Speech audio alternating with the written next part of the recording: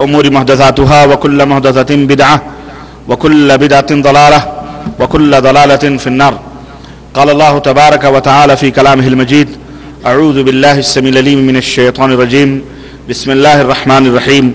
يا أيها الذين آمنوا اتقوا الله حق تقاته ولا تموتن إلا وأنتم مسلمون واعتصموا بحبل الله جميعا ولا تفرقوا. اللهم صل على محمد وعلى آل محمد كما صليت على إبراهيم وعلى آل إبراهيم إنك حميد مجيد. اللهم بارك على محمد وعلى آل محمد كما باركت على إبراهيم وعلى آل إبراهيم إنك حميد مجيد. تمام قسم کی حمد و ثنا، کبریائی اور بڑائی اس اللہ عز و جل کے لیے لائق و زیبہ ہے جس نے ہمیں اور آپ کو پیدا فرمایا، اور بیش بہا درود و سلام اس ذات مبارکہ مطہرہ پر جن کا نام نامی اسم گرامی احمد مجتبی محمد مصطفیٰ صلی اللہ علیہ وسلم ہے۔ برادران اسلام، نوجوان دوستوں، بزرگوں اور بھائیوں اور قابل احترام ساتھیوں، آج بتاریخ 20 جمادی الاولیٰ 1424 ہجری مطابق 20 جولائی سن 2003 عیسوی کے اس پروگرام میں، جو ہمارا چوتھا سالانہ دورہ علمی کا یہ اجلاس عام ہے، جس موضوع پر آپ حضرات سے لب کشائی کرنا چاہ رہا ہوں اور جس موضوع پر کچھ باتیں عرض کرنی ہیں، بڑا ہی پیارا اور بڑا ہی دلچسپ موضوع ہے، اور وہ موضوع ہے سیرت سلمان فارسی رضی اللہ تعالی عنہ۔ اللہ عز و جل سے دعا ہے کہ اللہ تبارک و تعالی ہمیں اور آپ کو جتنا کہیں اور سنیں اس سے زیادہ عمل کی توفیق عطا فرمائے، اور اللہ تعالی ہم سب کو صحابہ کرام رضوان اللہ علیہم اجمعین کے نقش قدم پہ چلنے کی توفیق عطا فرمائے، اور اللہ تبارک و تعالی انہی کے ساتھ ہمارا حشر قیامت کے دن فرمائے، آمین یا رب العالمین۔ دوستوں اور بھائیوں، یقیناً ہدایت اللہ عز و جل ہی کے ہاتھ میں ہے، اس میں کوئی شک نہیں کہ اس رب نے اپنے قرآن میں جو بات بیان فرمائی وہ 100% درست ہے، صحیح ہے کہ انک لا تہدی من احببت ولکن اللہ یہدی من یشاء۔ تم جس کو چاہو ہدایت دینا تم نہیں دے سکتے، اللہ جس کو چاہتا ہے وہ ہدایت دیتا ہے۔ اللہ چاہے، اللہم مالک الملک تؤتی الملک من تشاء وتنزع الملک ممن تشاء۔ رب ذوالجلال کی ایک طاقت اور قدرت ہے کہ فرماتا ہے کہ اللہ تو ہی مالک الملک ہے، جس کو چاہتا ہے بادشاہ بناتا ہے، اور جس کو چاہتا ہے تخت دار پہ کھڑا کر دیتا ہے، جس سے چاہتا ہے بادشاہت کو چھین لیتا ہے، اور جس کو چاہتا ہے جو ہے گداگر کو شہنشاہ اور شہنشاہ کو گداگر بنا دیتا ہے۔ وَتُعِزُّ مَن تَشَاءُ وَتُذِلُّ مَن تَشَاءُ۔ وہ پاک پروردگار ہی کی ذات ہے کہ جس کو چاہے عزت عطا فرمائے اور جس کو چاہے ذلت عطا فرمائے۔ دوستوں اور بھائیوں، اسی اللہ عز و جل کی قدرت اور اللہ عز و جل کی قوت اور اللہ عز و جل کی عظمت کی عظیم شاہکار کے تعلق سے آج کا یہ واقعہ جو ہم اور آپ سماعت کریں گے انشاءاللہ تعالی، اسی عظیم شاہکار اور عظیم اللہ عز و جل کی قدرت کی دلیل اور اللہ تبارک و تعالی کی اس فرمان کی شاہد اور دلیل یہ قصہ اور یہ واقعہ ہے، جس میں اللہ عز و جل نے فرمایا کہ میں جس کو چاہوں ہدایت دینا وہی ہدایت پا سکتا ہے، دنیا جس کو چاہے ہدایت دینا اسے ہدایت نہیں مل سکتی۔ اور اللہ دینے پہ آئے تو بغل میں ایک دیوار کے فاصلے پر بنے ہوئے مکانات، ایک دیوار کا فاصلہ ابو جہل جہنم میں جائے، اور اللہ تبارک تعالیٰ کسی کو ہدایت دینے پہ آئے تو فارس کا نوجوان اور روم کا نوجوان آئے اور اللہ اسے ہدایت دے دے۔ یہ اللہ عز و جل کی دین ہے۔ اللہ عز و جل چاہے تو دور دور کے کافروں کے دلوں میں اللہ ہدایت ڈال دے، اور دور دور کے لوگوں کو جن کا آپ سے کوئی رشتہ اور تعلق ہی نہیں، اللہ انہیں جنت میں جگہ دے اور اللہ انہیں صراط مستقیم عطا فرمائے، اور نہ چاہے تو خاندان کے لوگ، گھر کے لوگ، آپ کے پاس پڑوس کے لوگ اللہ ہدایت نہ دینا چاہے تو انہیں ہدایت نہیں مل سکتی۔ میرے عزیزو، آج کا واقعہ کچھ اسی قسم کے معاملات سے متعلق ہے۔ آئیے حضرت سلمان فارسی رضی اللہ تعالیٰ عنہ کی کچھ حقیقتیں اور ان کا ایک بڑا ہی مشہور قصہ جو کتب صحاح کے اندر، صحیح کتابوں کے اندر، احادیث کے اندر موجود ہیں، آج میں انشاءاللہ تعالیٰ ان کے اسلام لانے کا قصہ خود ان کی زبانی ہم انشاءاللہ تعالیٰ سنیں گے۔ میرے بھائیوں، میرے دوستوں، یہ ایک ایسے عظیم شخص کی داستان ہے جو حقیقی منزل اور حقیقی دین اور حقیقی مذہب کی جستجو اور تلاش اور اس حقیقی دین کو حاصل کرنے کے لیے ہمیشہ کوشاں اور ہمیشہ عزیمت کا پہاڑ بنا ہوا اور ہمیشہ تلاش و جستجو کی راہوں میں بادہ پیمائی کرتا ہوا رہا، جس نے زندگی کا ایک عظیم حصہ حق کی جستجو اور حق کی تلاش کے اندر صرف کیا، اور اللہ عز و جل کی تلاش میں وہ مسلسل سرگرداں رہا۔ کبھی اس نے اپنے ہمت اور اپنے طاقت کے جوئے زمین پہ نہ رکھے، بلکہ وہ اللہ عز و جل کی جستجو کی تلاش اور اللہ عز و جل کی معرفت کے لیے وہ اپنی زندگی کا ایک عظیم سرمایہ، نوکری، غلامی، لوگوں کی خدمات، نہ جانے کون کون سے پیشے اس نے اختیار کیے، اور اس طرح سے وہ اللہ عز و جل کا محبوب بندہ بنا۔ یہ حضرت سلمان فارسی رضی اللہ تعالی عنہ کی کہانی ہے، اور میرے بھائیوں ہم آپ کو انہی کی زبانی ان کی کہانی رکھنے کی کوشش کر رہے ہیں۔ یقیناً جس طرح وہ اپنی آپ بیتی عمدہ انداز سے، عمدہ طریقے سے بیان کر سکتے ہیں، کوئی دوسرا تو یہ انداز نہیں اختیار کر سکتا، نہ بنا سکتا ہے۔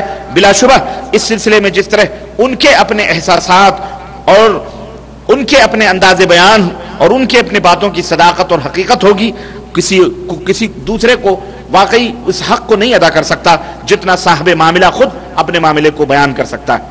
حضرت سلمان فارسی اپنے ایمان لانے کا قصہ بیان کر رہے ہیں، لیکن اس سے پہلے کہ ہم حضرت سلمان فارسی رضی اللہ تعالی عنہ کی زبانی ان کے اسلام لانے کا واقعہ اور قصہ سنیں، آئیے ہم یہ پتہ لگائیں کہ حضرت سلمان فارسی کہاں کے تھے۔ حضرت سلمان فارسی کا نام کیا تھا، وہ کس دین اور کس مذہب سے ان کا تعلق تھا، اور وہ کس طرح سے مسلمان ہوئے۔ حضرت سلمان فارسی اصفہان کے علاقے کے تھے۔ اصفہان ایک علاقہ، وہاں کی ایک بستی جس کا نام اس بستی کا نام جئی تھا، اس بستی کا نام جئی تھا، وہاں کے حضرت سلمان فارسی تھے۔ ان کا پرانا نام، مختلف نام ان کا آتا ہے، پرانا نام ان کا ہاہ وے تھا، ہاہ وے، اور یہ مجوسی خاندان کے تھے، اور آگ کی پرستش اور پوجا ان کے خاندان میں ہوتی تھی۔ ان کا باپ آگ کا اپنے علاقے کا بہت بڑا زمیندار تھا۔ چنانچہ حضرت سلمان فارسی رضی اللہ تعالیٰ عنہ جب اسلام لائے تو ان کی کنیت ابو عبداللہ ہوئی، اور پورا نام ان کا ابو عبداللہ سلمان الفارسی الخیر کے نام سے یہ معروف ہے۔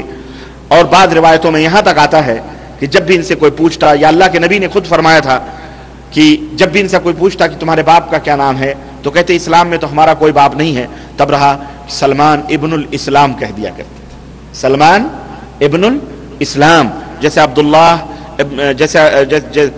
جیسے سلمان ابن الاسلام۔ اور حضرت عمر بن خطاب رضی اللہ تعالیٰ عنہ نے ایک دفعہ اسی بات کو بیان فرمایا۔ المہم سلمان ابن الاسلام بھی ان کو کہا جاتا تھا، اور ان کی کئی روایات، کئی احادیث مروی ہیں۔ مسند کے اندر ان کی تقریباً 60 حدیثیں ہیں۔ امام بخاری نے حضرت سلمان فارسی کی تقریباً 4 حدیثیں اپنی صحیح میں نقل فرمائی ہیں، اور حضرت امام مسلم نے اپنی صحیح مسلم کے اندر 3 حدیثیں حضرت سلمان فارسی کی ذکر فرمائی ہیں، اور باقی دوسرے سنن کے اندر ان کی بہت ساری روایات موجود ہیں، اور مسند کے اندر ان کی تقریباً 60 روایتیں موجود ہیں۔ المہم آئیے خود حضرت سلمان فارسی رضی اللہ تعالیٰ ان کی بڑے عقل مند اور بڑے ہی طاقتور اور نبی کریم صلی اللہ علیہ وسلم کے ساتھ تمام غزوہ بدر اور غزوہ احد کے علاوہ تمام مشاہد کے اندر، غزوات کے اندر نبی کریم صلی اللہ علیہ وسلم کے ساتھ حضرت سلمان فارسی رضی اللہ تعالیٰ عنہ رہے ہیں۔ غزوہ خندق ان کا پہلا موقع تھا جس کے اندر یہ شریک ہوئے نبی کریم صلی اللہ علیہ وسلم کے ساتھ۔ حضرت سلمان فارسی رضی اللہ تعالیٰ عنہ کی عمر کے بارے میں مختلف روایتیں ہیں۔ بعض لوگ کہتے ہیں کہ بعض روایتوں میں آتا ہے کہ حضرت سلمان فارسی رضی اللہ تعالیٰ عنہ کی ٹوٹل پوری عمر 350 برس کی تھی۔ اللہ، کتنی عمر پائی تھی انہوں نے؟ 350 برس کی عمر پائی تھی، بعض روایتوں میں 250 برس۔ المہم مکمل طور پر اس طرح سے ان کی عمر جو ہے ٹوٹل تقریباً 350 یا 300 یا 250 برس۔ المہم پتہ یہ چلتا ہے کہ یہ طویل عمر حضرت سلمان فارسی رضی اللہ تعالیٰ عنہ نے پائی تھی، اور ان کے واقعے سے خود آپ کو اندازہ لگے گا کہ یہ اس قدر حادثے، اس مرد مجاہد کی زندگی میں اس قدر حادثے اور اس قدر قدم قدم پہ اس کے ساتھ مصائب اور پریشانیاں، جبکہ ایک ناز و نعیم میں پلے ہوئے شہزادے کی طرح یہ زندگی گزارتے تھے، اور ان کے باپ اپنے علاقے کے بہت بڑے زمیندار اور بہت بڑے یوں سمجھیے ذمہ دار آدمی تھے۔ چنانچہ حضرت سلمان فارسی رضی اللہ تعالیٰ عنہ فارس کے اصفہان کے رہنے والے، کہاں کے؟ فارس یعنی ایران میں ایک جگہ ہے اصفہان، وہاں کے رہنے والے حضرت سلمان فارسی تھے، فارسی نسل تھے، نوجوان تھے، اور یہ خود اپنا واقعہ بیان کرتے ہیں کہ میرا باپ اس بستی کا سردار تھا، جئی اس بستی کا نام تھا، اس بستی کا سردار تھا، اور وہ تمام بستی والوں میں میرا باپ سب سے زیادہ مالدار اور سب سے زیادہ روب اور دبدبے کا مالک تھا، اس کی چلتی تھی، وہ اس علاقے کے مالک تھے۔ حضرت سلمان فارسی کہتے ہیں کہ پیدائش کے دن سے لے کر کے جوان ہونے تک میرے ساتھ میرے باپ کو دنیا کی ہر چیز سے زیادہ جو چیز عزیز تھی وہ میں تھا۔ میں اپنے باپ کا آنکھوں کا تارا تھا، لاڈلا تھا، اور جو جو میری عمر بڑھتی گئی میرے باپ کے مہر و محبت میں اور اس کی شفقتوں میں اضافہ ہی ہوتا گیا، اور پھر مجھے گھر کی چہار دیواری میں اس طرح سے پابند کر دیا گیا، اور میرے لیے نوکر اور خدام رکھ دیے گئے، جس طرح سے کہ دو شیزائیں لڑکیاں جب جوانی کی دہلیز پہ قدم رکھتی ہیں تو ان کے ساتھ وہ معاملہ ہوتا ہے کہ گھر کے اندر ان کو بند کر دیا جاتا ہے، ایسے ہی میرے لیے محل میں چاروں طرف سے دروازے بند کر کے گھڑی کے اندر میری پرورش شروع ہوئی، اور دو شیزاؤں کی طرح مجھے بھی گھر کے اندر پابند کر دیا گیا۔ کہتے ہیں کہ میں نے محبت کے اس قید خانے میں، محبت کے اس جیل میں، محبت سے تاکہ باپ کی نظروں کے سامنے ہمیشہ رہیں، کہیں باہر نہ جائیں، باہر جائیں کوئی اذیت پہنچ جائے، کوئی تکلیف ہو جائے۔ حضرت سلمان فارسی کہتے ہیں کہ محبت کے اس قید خانے میں نے مجوسیت کی تعلیم حاصل کرنا شروع کی۔ مجوسیت یعنی آگ کے جو پجاری ہوتے ہیں انہیں مجوسی کہا جاتا ہے۔ میرے والد چونکہ مجوسی تھے، مجوسیت کی تعلیم حاصل کرنا میں نے شروع کی، اور میں نے اس تعلیم میں بہت زیادہ محنت کی، اور اس میدان میں ایک خاص مقام حاصل کیا میں نے، اور اتنا بڑا مقام حاصل کیا کہ میں ان کا بہت بڑا پروہت ہو گیا۔ پروہت یعنی بہت بڑا ان کا سادھو بن گیا، پروہت ہو گیا، یہاں تک کہ مجھے آگ کا نگراں بنا دیا گیا، اور آگ کا نگراں بنا دیا گیا جس کی ہم پوجا کیا کرتے تھے، اور اسے لگاتار آگ کو زندہ رکھنے کی ذمہ داری میرے سر پر ڈالی گئی۔ میں اسے دن رات ایک لمحے کے لیے بھی بجھنے نہیں دیتا تھا، اور اس آگ کو مسلسل جلائے رکھتا تھا۔ فرماتے ہیں کہ میرا والد بڑا جاگیردار تھا، سالانہ وافر مقدار میں غلے گھر میں آتے تھے، اور روزانہ اس جاگیر کی دیکھ بھال کے لیے میرا باپ خود جایا کرتا تھا، اور میرے ماں باپ کا معمول تھا کہ وہ ہمیشہ کھیت کی دیکھ بھال کے لیے جایا کرتے تھے۔ ایک دن اچانک عجیب و غریب معاملہ ہوا کہ وہ کسی ضروری کام میں مشغول ہو گئے، اور انہوں نے مجھے حکم دیا کہ بیٹا آج میں کھیتوں کی نگرانی کے لیے نہیں جا سکتا، اس لیے میری جگہ آپ خود کھیتوں کی نگرانی کے لیے جائیں اور کھیت کی رکھوالی کریں۔ چنانچہ کہتے ہیں میں گھر سے اپنے جاگیر کو دیکھنے کے لیے نکلا، نگرانی کرنے کے لیے نکلا، لیکن راستے میں نے ایک جگہ سے میرا گزر ہوا جو عیسائیوں کا گرجا گھر تھا، عیسائیوں کا، کرسچنوں کا، ان کا اپنا عبادت خانہ تھا۔ جب میں وہاں سے گزرا جس میں عیسائی کرسچن جو ہے وہ پوجا پاٹ کر رہے تھے، جب میں نے ان کو غور سے دیکھا تو مجھے ان کی طرز عبادت کا جو ان کا طریقہ تھا مجھے بہت اچھا لگا۔ کہتے ہیں کہ مجھے ان دنوں عیسائیت یا دیگر دین کے متعلق، دوسرے مذاہب کے متعلق کچھ علم نہیں تھا، چونکہ میں مجوسی تھا اور مجھے گھر کے اندر اسی کی تعلیم دی گئی تھی، اس لیے میں اسی دین کو سب سے اچھا اور سب سے بہتر سمجھتا تھا۔ دوسرے دین اور دوسرے مذاہب کا مجھے کوئی علم اور کوئی پتہ نہ تھا، نہ میں نے اس کو پڑھا ہوا تھا، اس لیے کہ میرا والد مجھے گھر سے کسی وقت باہر نکلنے ہی نہیں دیتا تھا، بلکہ ہمیشہ گھر ہی میں رکھتا تھا۔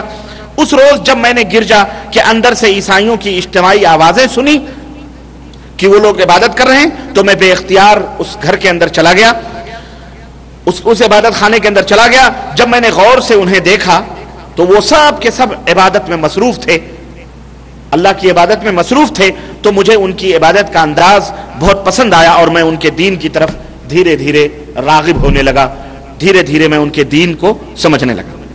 اور میں نے اپنے دل میں یہ سوچا اور میں نے اپنے دل سے یہ کہا کہ اللہ کی قسم یہ دین تو اس سے کہیں بہتر ہے جس دین پر ہم عمل کر رہے ہیں، یعنی ہمارا دین بدتر دین ہے اس دین کے مقابلے میں یہ دین ہمارے دین سے سب سے بہتر دین ہے جو انہوں نے اختیار کر رکھا ہے. چنانچہ کہتے ہیں کہ بخدا میں غروب آفتاب تک وہیں پر انہی کے ساتھ رہا اور اس دن کھیتی باڑی کی نگرانی کے لیے میں نہیں گیا, انہی کے ساتھ رہا. چنانچہ میں نے اہل کنیسہ سے, چرچ والوں سے میں نے معلوم کیا, دریافت کیا کہ یہ بتلاؤ کہ چونکہ پڑھے لکھے نوجوان تھے, یہ کہنے لگے کہ یہ بتلاؤ کہ یہ دین, جس دین کے اوپر تم عمل کر رہے ہو, اس چرچ میں عبادت کر رہے ہو, اس کا سینٹر کہاں ہے, اس کا مرکز کہاں ہے, اس کا سینٹر اور اس کا مرکز بتلاؤ کہاں ہے. انہوں نے مجھے بتایا کہ ہمارا مرکز ملک شام میں ہے. کہاں؟ ایران. اور کہاں؟ شام, جو اس وقت کا سیریا جس کو کہا جاتا ہے, ملک شام میں. چنانچہ حضرت سلمان کہتے ہیں کہ جب رات ہوئی اور سب اپنے اپنے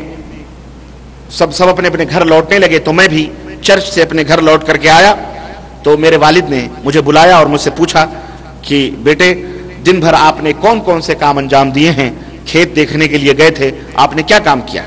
میں نے عرض کیا کہ ابا جان آج کھیتوں کی طرف جاتے ہوئے میرا ایک چرچ سے کے پاس سے میرا گزر ہوا اور میں نے اندر جا کر کے دیکھا تو کچھ لوگ اس چرچ کے اندر عبادت میں مصروف تھے.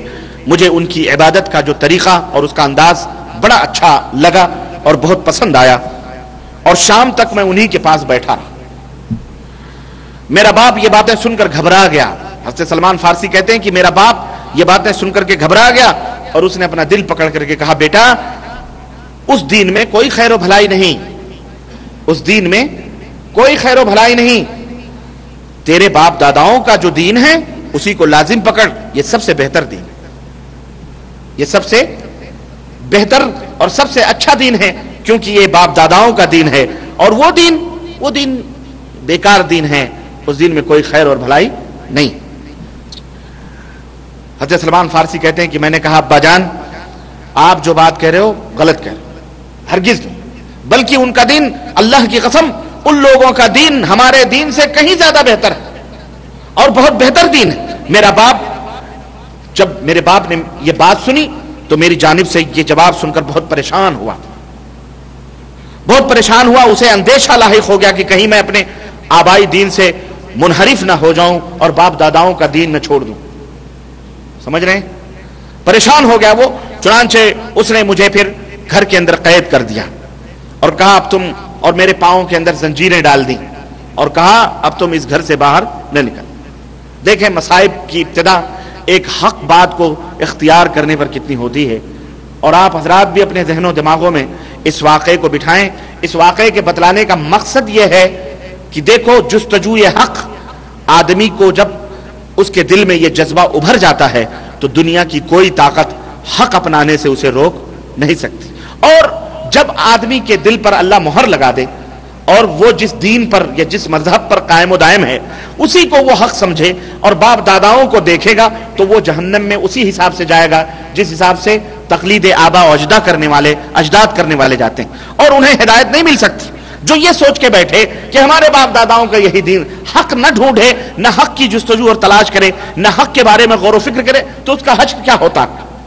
لیکن جو حق کو اپنانے کی کوشش کرتے ہیں ان کے ساتھ باطل پرست کیا سلوک کرتے ہیں وہ نظارہ بھی دیکھتے چلیں کہ اس طرح سے حق والوں کی راہوں میں ایسے باطل پرست ہر دور میں ہر زمانے میں ٹکراتے رہے ہیں. کہتے ہیں میرے پاؤں میں زنجیریں ڈال دی گئی, مجھے گھر کے اندر قید کر دیا گیا کہ نہ میں گھر سے باہر نکلوں اور خلاص نہ میں کسی سے ملاقات کروں. کہتے ہیں کہ ایک دن مجھے موقع ملا تو میں نے چرچ کے پادریوں میں کو یہ پیغام بھیجوایا اور ان سے کہلوایا کہ جب کوئی ملک شام کو جانے والا قافلہ ملے تو اور آپ کو معلوم ہو تو براہ کرم مجھے اطلاع پہنچا دینا, مجھے بتا دینا کہ قافلہ آ چکا ہے اور ملک شام کی طرف روانہ ہوگا. کہتے ہیں کہ تھوڑے ہی دنوں کے بعد میں ایک قافلہ ہمارے اس بستی میں پہنچا جو شام کو جا رہا تھا اور چرچ والوں نے مجھے اطلاع کر دی. چرچ والوں نے جب مجھے بتلایا تو بولے رات کا وقت مجھے غصہ لگا اور مجھے جوش ہوا کہ میں ملک شام جاؤں اور اس دین کو حاصل کروں جس دین کو حاصل یہ چرچ میں بیٹھے یہ لوگ کر رہے ہیں. کہتے ہیں میں نے بہت زور لگایا اور زور سے میں نے جھٹکا دیا اور وہ زنجیر اپنی جگہ سے نکل گئی۔ اللہ بھی مدد کرتا ہے، اللہ بھی مدد کرتا ہے۔ کہتے ہیں کہ جب میں نے زور سے جھٹکا دیا تو زنجیر ٹوٹ کر دور جا گری اور میں نہایت ہی خاموشی کے ساتھ چپکے سے سب کچھ، محل کو، دولت کو، باپ دادا کے اس ناز اور نعم کو، اور ماں کو، باپ کو، سب کو، بھائی کو، بہن کو، سب کو میں حق کی جستجو کے لیے ترک کر دیا اور چھوڑ کر کے میں خاموشی سے اپنے باپ کے اس محبت کے محل سے میں دور ہوتا گیا، اور چند دنوں کے بعد میں ملک شام پہنچ گیا۔ اللہ، چند دنوں کے بعد میں ملک شام پہنچ گیا۔ وہاں میں نے دریافت کیا، لوگوں سے پوچھا کہ لوگوں مجھے یہ بتلاؤ کہ اس ملک میں سب سے اعلیٰ مذہبی شخصیت کون ہے، سب سے اعلیٰ ٹاپ کا مذہبی آدمی کون ہے۔ یہاں بھی ہمیں بہت سارے درس ملتے ہیں کہ جب بھی حق کی جستجو کرنی ہو، تلاش کرنی ہو، تو پھر نیچے نیچے نیچے نہیں بلکہ ٹاپ کی جو چیزیں ہیں ان کو دیکھی جائیں۔ تمہیں اگر صحیح دین حاصل کرنا ہے تو اس کو ڈھونڈو، اس کو تلاش کرو جس کو سب بڑا مانتے ہیں، جس کو سب بڑا مانتے ہیں۔ ہمیں بھی اگر اپنے دین میں حق تلاش کرنی ہے تو وہ کتابیں پڑھیں جو سب کے ہاں مسلم ہے کہ یہ حق ہے۔ قرآن کریم ہے، صحیح بخاری ہے، صحیح مسلم ہے، یہ ٹاپ کی کتابیں ہیں، اس میں دین کو ڈھونڈو، تلاش کرو۔ سنن کی کتابیں ہیں جو صحیح احادیث ہیں، جس کو سب مانتے ہیں، تب ہمیں انشاءاللہ ہمیں بھی ہر ضلالت اور ہر گمراہی سے ہدایت کی راہ مل جائے گی۔ سمجھ رہے ہیں؟ تو حضرت سلمان فارسی بھی وہاں پہنچ کر کے ٹاپ کے آدمی کو ڈھونڈ رہے ہیں کہ بھئی آپ اپنے ٹاپ کے آدمی کو بتلائیں، وہ سینٹر بتلائیں جو سب کا مرکز ہے، سینٹر ہے جو جہاں بڑے سے بڑے لوگ رہتے ہیں۔ چنانچہ لوگوں نے مجھے بتلایا کہ چرچ کا نگراں ہے فلاں، پوپ ہے، پادری ہے، اس کے پاس جاؤ۔ میں اس کی خدمت میں حاضر ہوا اور میں نے عرض کی کہ مجھے عیسائیت میں دلچسپی ہے اور میری دلی تمنا ہے کہ میں آپ کے پاس رہوں، عیسائی مذہب کی تعلیم حاصل کروں اور آپ کی رہنمائی میں عبادت کروں۔ میری یہ چند معروضات سن کر کے اس نے مجھے اپنے پاس رہنے کی اجازت دے دی اور میں نے جی بھر کر کے اس کی خدمت شروع کی۔ یعنی اب وہ گرو ہو گیا اور یہ اس کے شاگرد ہو گئے، چیلا ہو گئے۔ کہتے ہیں میں نے اس کی خدمت کی، لیکن تھوڑے ہی عرصے کے بعد جب میں اس کی صحبت میں رہتے رہتے مجھے یہ معلوم ہو گیا کہ مجھے یہ پتا چلا کہ یہ آدمی اچھا نہیں۔ اللہ، مرکز میں بیٹھا ہوا آدمی، بولو ہاں، یہ آدمی مجھے اچھا نہیں لگا۔ جب میں اس کے قریب زیادہ سے زیادہ رہا مجھے اچھا نہیں لگا۔ کیوں؟ میں نے یہ دیکھا کہ یہ اپنے پیروکاروں کو، اپنے جو اس کے پوجا پاٹ یا عبادت کرنے کے لیے جو لوگ چرچ میں آتے ہیں، جو اس کے مقتدی ہیں، جو اس کے پیچھے نمازیں پڑھتے ہیں، عبادتیں کرتے ہیں، اس کے جو ماننے والے ہیں، پیروکار، مقلدین، جب وہ صدقہ اور خیرات کرنے کا حکم دیتا ہے اور جب وہ اپنے مال و دولت کو لاتے ہیں کہ تاکہ آپ اپنے ہاتھوں سے صدقہ خیرات کر دیں، تو میں نے دیکھا کہ بجائے غریبوں اور مسکینوں میں تقسیم کرنے کے وہ سب کا سب مال خود ہڑپ کر جاتا ہے اور فقراء اور مساکین کو اس میں سے کچھ نہیں دیتا۔ اس طرح اس نے 7 مٹکے سونے اور چاندی سے بھر لیے۔ گھر کا بھیدی لنکا ڈھانے والی بات ہے یہ۔ گھر کا بھیدی، بولو ہاں، گھر کا بھیدی لنکا ڈھائے، جو گھر میں رہتا ہے اسے معلوم ہوتا، باہر تو مریدوں کو کیا معلوم ہوتا، ہاتھ پیر چوم کے چلے جاتے ہیں بیعت کرنے، لیکن اصل تو اس کو معلوم ہوتا ہے جو گھر کے اندر ہوتا، پیر صاحب کی ہے کہ نہیں؟ جو پیر صاحب کی جوتیاں اٹھاتا ہے، خدمت کرتا ہے، اسے معلوم ہوتا کہ اعلی حضرت کتنے پانی میں ہیں اور اندر کیا کرتے ہیں۔ سمجھ رہے ہیں؟ ہاں۔ کہتے ہیں کہ جب میں نے اس کی یہ حرکتیں دیکھی تو مجھے وہ آدمی بہت برا لگا، لیکن چونکہ میں مجبور تھا اور وہ سب کا چہیتا تھا، کچھ کہہ بھی نہیں سکتے تھے، کہہ دے تو الٹا مار کھاتے کہ ہمارے امام پر کیا کر رہا ہے، یہ تہمت لگا رہا ہے نا۔ کہتے ہیں چند ہی دنوں کے بعد موت نے اسے آ لیا، یعنی وہ مر گیا، موت آ گئی اس کو اور وہ مر گیا۔ اب آپ سوچیں کہ ان کی عمر کیا تھی اور اس کی خدمت انہوں نے کی کتنی سالوں کی ہوگی، اب وہ مر گیا۔ عیسائی پیروکار جب اسے دفن کرنے لگے تو میں نے ان سے کہا کہ دیکھو، میں ان کا خاص خادم تھا، محرم راز تھا، یہ تمہارا جو مذہبی سردار ہے جو مرا ہے، جس کو تم دفن کرنے جا رہے ہو، یہ کوئی اچھا آدمی نہیں تھا، یہ کوئی اچھا آدمی نہیں تھا، یہ تمہیں تو صدقہ اور خیرات کا حکم دیتا، اور جب اس کے ترغیب دلانے پر تم اپنا مال اور دولت لا کر کے اس کے پاس جمع کراتے تو یہ کیا کرتا، تم جمع کراتے تاکہ یہ اپنے ہاتھ سے غربا اور غریبوں میں تقسیم کر دے، تو یہ سارے کا سارا مال ہڑپ کر جاتا اور اس میں سے ایک پائی بھی کسی غریب اور کسی مسکین کو وہ نہیں دیتا تھا۔ انہوں نے کہا کہ تم جو یہ بات کہہ رہے ہو اس کی دلیل کیا ہے، اس کا ثبوت کیا ہے؟ یہ تم الزام بھی تو لگا سکتے ہو، یہ جب کہنا تھا تو زندگی میں کہتے، اب مرنے کے بعد کہہ رہے ہو یہ مردہ تو بولے گا نہیں، اس کا ثبوت کیا ہے؟ چنانچہ حضرت سلمان فارسی نے کہا، ایک آدمی کا ہاتھ پکڑا، کہا میرے پیچھے پیچھے آؤ، سب کا ہاتھ پکڑ کر اس کے خفیہ خزانے میں لے کے گئے جو انڈر گراؤنڈ اس نے رکھا تھا، اور جا کر کے وہ ہنڈیاں جو مٹکے تھے مٹکے کھولنا جب شروع کیا تو لوگ حیرت زدہ رہے۔ کہا یہ ہے، دیکھو یہ ثبوت ہے، یہ ثبوت ہے کہ تمہارے جتنے بھی دولتیں تھیں سب یہاں اس نے سونے اور چاندی سے مٹکے بھرے ہوئے ہیں۔ لوگ انگشت بدندہ رہ گئے کہ یہ مٹکے، اب انہوں نے کیا کیا، یہ مٹکے وہاں سے نکال لیے سبوں نے، اور سب نے یہ فیصلہ کیا کہ اب اس خبیث کو دفن نہ کیا جائے۔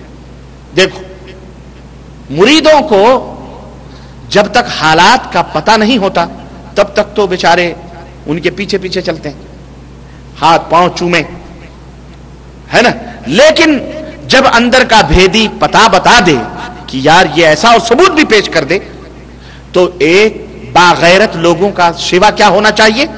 یہ ہونا چاہیے جو یہ عیسائی اپنے پیر کے ساتھ کر رہے ہیں۔ انہوں نے کیا کہا؟ کہا اس مردود کو دفن نہ کیا جائے بلکہ اس کو سولی پر صلیب پر لٹکا کر اس کے اوپر پتھر برسائے جائیں۔ اس کے اوپر کیا برسائے جائیں؟ پتھر برسائے جائیں۔ چنانچہ بالآخر اس کے ساتھ حضرت سلمان فارسی کہتے ہیں اس کے ساتھ یہی سلوک کیا گیا۔ مسلمانوں یہ تمہارے لیے بھی درس ہے، حضرت سلمان فارسی رضی اللہ تعالیٰ عنہ کا یہ درس بھی تمہارے لیے ہے کہ آج بھی پیروں فقیروں کے، اور اللہ تعالیٰ نے قرآن کریم میں کیا فرمایا؟ یا ایھا الذین آمنوا ان کثیرا من الاحبار والرہبان لا یأکلون اموال الناس بالباطل ویصدون عن سبیل اللہ۔ اے وہ لوگوں جو ایمان لائے ہو، بہت سارے پیر مولوی، بہت سارے علامہ بننے والے، بہت سارے پیر پگاڑے، لا یأکلون اموال الناس، لوگوں کا مال کھاتے ہیں، بالباطل، حرام طریقے سے۔ کس طریقے سے؟ حرام طریقے سے کھاتے ہیں۔ وَيَصُدُّونَ عَن سَبِيلِ اللَّهِ، اور سیدھی راہ جو اللہ کی ہے اس میں آنے سے لوگوں کو روکتے۔ مت جاؤ، وہابیوں کا جلسہ ہو رہا ہے، وہابیوں کی مجلس، مت جاؤ، گمراہ ہو جاؤ گے، ہاں اس کی باتیں سنو گے غلط راہوں پہ چلے جاؤ گے، مت جاؤ ان کی مجلسوں میں، مت کرو ان سے یہ بد مذہب لوگ ہیں، یہ گمراہ لوگ ہیں، ہاں ان کا کوئی مذہب نہیں، ان کا کوئی امام نہیں، یہ غیر، یہ فلاں فلاں ہیں، وہابی ہیں، نہابی ہیں، پتہ ہے کیا۔ سمجھ آئی کہ نہیں آئی؟ ہاں، وَيَصُدُّونَ عَن سَبِيلِ اللَّهِ، اور اللہ کی راہوں میں آنے سے لوگوں کو روکتے ہیں۔ لوگ چاہتے ہیں کہ حاضر ہوں لیکن اس امت کے برے برے علماء انہیں روکتے ہیں، مت جاؤ، گمراہ ہو جاؤ۔ یہی شیوا تھا۔ لیکن میں کہتا ہوں کہ اگر ان لوگوں کو پتا چل جائے، عوام کو یہ بتلا دیا جائے، جیسے سلمان فارسی نے کھول کے بتلا دیا، اب زندگی میں نہیں بتلایا بیچارے، مرنے کے بعد ہی صحیح، دلیل موجود ہو تو زندگی کیا اور موت کیا، سمجھ آئے کہ نہیں ہے؟ بلکہ موت کے بعد ہی بہتر ہے۔ کیوں؟ اس لیے کہ زندگی میں ہو سکتا ہے کہ وہ ادھر ہیر پھیر کر لے، کاٹ چھانٹ کر کے کہے نہیں، جھوٹ بولتا ہے۔ ابھی 7 مٹکے اگر وہ چھپا دیتا تو سلمان فارسی جھوٹے ہو جاتے بیچارے، لیکن مرنے کے بعد وہ خود کچھ تو نہیں کر سکتا۔ لیکن اس کے جو عقیدت مند ہیں جب حقیقت کھولیں گے اور پتہ چلے گا، خلاص وہی جوتے ماریں گے۔ میں بھی یہی کہتا ہوں کہ اس امت کے انتشار اور اس امت کے تفرقے بازیاں اور اس امت کے اندر جو گمراہیاں اور جس وجہ سے یہ امت غلط راہوں پہ چلی اور ٹکڑے ٹکڑے بٹی، اس کے واحد ذمہ دار اس امت کے برے علماء، برے پیر، برے لوگ ہیں جو اس قوم کے رہنما اور مسلمانوں کے رہبر اور مسلمانوں کے اپنے آپ کو امام کہلاتے ہیں۔ وہ سب سے برے علماء وہی لوگ ہیں۔ اگر ان کے پول، ان کی حقیقتیں امت کے سامنے رکھ دی جائیں تو انشاءاللہ تبارک تعالیٰ جو بے تعصب لوگ ہیں، خود سمجھ اور بوجھ رکھتے ہیں، انشاءاللہ ایسے مولویوں کو، ایسے پیروں کو، ایسے ایسے ایسے ایسے مفکروں کو اور اپنے آپ کو علامہ فلانا کہنے والوں کو صلیب تو نہیں پتھروں سے مار مار کے ہلاک کریں گے انشاءاللہ تعالی. کبھی ان کی باتوں میں نہیں آئیں گے. یہ درس ہم کو ملتا ہے. اس سے کیا ملتا ہے بولو؟ امت گمراہ ہو رہی ہو تو اس وقت راز فاش کر دینا چاہیے. کسی کے فتنے میں امت پڑ رہی ہو تو راز کو راز نہ رکھنا چاہیے. مر گیا ہے اس کو فاش کر دینا چاہیے. یہ آدمی صحیح نہیں تھا، دیکھو اس کی یہ دلیل، اس کو یہ دلیل، اس کی یہ دلیل، اس کی یہ دلیل. جس کو گمراہ ہونا ہے دلیل پر گمراہ ہو، اندھیرے میں نہ گمراہ ہو، اس لیے فاش کر دینا چاہیے. اور جس کو ہدایت پہ آنا ہے دلیل پہ ہدایت پہ آئے، اور جس کو برباد ہونا ہے دلیل پہ جائے. سمجھ رہے ہیں؟ دلیل پہ وہ برباد ہو. کہتے ہیں اس کے بعد میں نے دیکھا، میں نے اس کے پھر چند دن گزرے تھے کہ لوگوں نے ایک دوسرے آدمی کو اپنا مذہبی رہنما منتخب کر لیا، اور میں نے اس کی خدمت کرنا شروع کی. اس سے میں تعلیم حاصل کرنے لگا. میں نے دیکھا کہ یہ آدمی تو بڑا زاہد اور بڑا نیک اور بڑا عبادت گزار تھا. بڑا ہی نیک اور بڑا زاہد اور بڑا عبادت گزار ہے. ہاں سمجھ نہیں آئی کچھ؟ ایسا واقعہ اگر کہیں کسی مسجد میں ہو جائے نا کہ اس مسجد میں نیک اور صالح آدمی ہی رہے گا، کوئی بدعتی اور مشرک نہیں رہے گا، تو پھر آئندہ اس مسجد میں اور اس کا حشر مشہور ہو جائے کہ اسے پتھروں سے مار مار کے وہاں کے نمازیوں نے، بستی والوں نے ہلاک کر دیا ہے، تو وہاں کوئی شیطان صفت آدمی دوبارہ قدم بولو ہاں نہیں رکھ سکتے. یہ بھی ایک درس ہے. ایسے واقعات اگر ہوں کہ برے مولویوں، برے پیروں، برے بدعقیدہ لوگوں کو اگر اس طرح کی سزائیں کہیں دی جائیں اور حق کے اوپر حق اور دلائل کی